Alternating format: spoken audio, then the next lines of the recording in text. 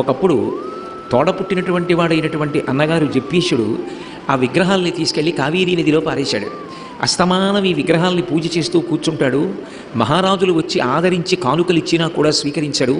ఈ విగ్రహాలు తీసుకెళ్ళి ఎక్కడైనా పారేస్తే ఈ వ్యామోహం వదిలిపోయి తదనంతరం కొంత సంపాదన మీదకి దృష్టి మరలుతుందేమోననేటటువంటి స్వార్థంతో తమ్ముడు సంపాదిస్తే తాను కూడా అందులో కొంత భాగాన్ని అనుభవించవచ్చు అనేటటువంటి అభిప్రాయంతో విగ్రహాల్ని తీసుకెళ్ళి కావేరీ నదిలో పారేశాడు. త్యాగరాజస్వామికి సంబంధించినంత వరకు అవి విగ్రహాలు కావు, సాక్షాత్తు సీతారాములే. ఇవి పోతే ఇంకొకటి పెట్టుకోవచ్చు లేదు అన్న భావన ఆయనకి లేదు. సీతారాములు లక్ష్మణ భరత శత్రుఘ్న హనుమలతో వెళ్ళిపోయారు. వాళ్ళు ఇంట్లోంచి వెళ్ళిపోయిన తరువాత ఇక నేను ఉండి ప్రయోజనం ఏమిటి అన్న ఉద్దేశ్యంతో ఆయన 3 రోజులు ఉపవసించారు. ఏ పదార్థం ముట్టుకోలేదు. ఆ రామ దర్శనం కోసమని పరితపించి కావేరీ నదీ తీరంలో నిలబడి కీర్తన చేస్తుంటే లోకంలో చెప్పబడేటటువంటి సూత్రములకు విరుద్ధంగా ఆయన పూజ చేసినటువంటి పంచాయతనానికి సంబంధించిన మూర్తులు కావేరీ నది నీటి మీద తేలుతూ ఆయన దగ్గరికి వచ్చాయి. ఆ వచ్చిన మూర్తులను మళ్ళీ తీసుకెళ్ళి ఆయన ఇంట్లో పెట్టి ఆరాధన చేశారు.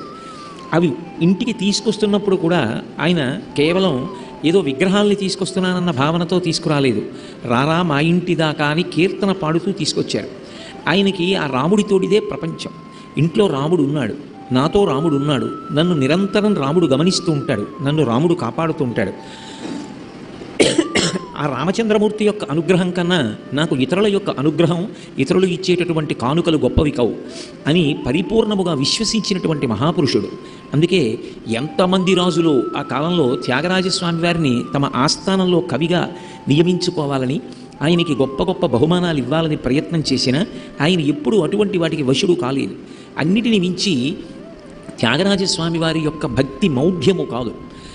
ఏదో ఒక మూర్తి దగ్గర కూర్చోవడమో, ఒక గుళ్ళో కూర్చోవడమో, ఒక పూజామందిరంలో కూర్చోవడమో చేసి ఇది మాత్రమే పూజామందిరం, ఇవి మాత్రమే భగవంతుని యొక్క మూర్తులు అని భావన చేసిన వారు కాదు. ఆయనకి ఆ భక్తి బాగా విస్తృతమైంది.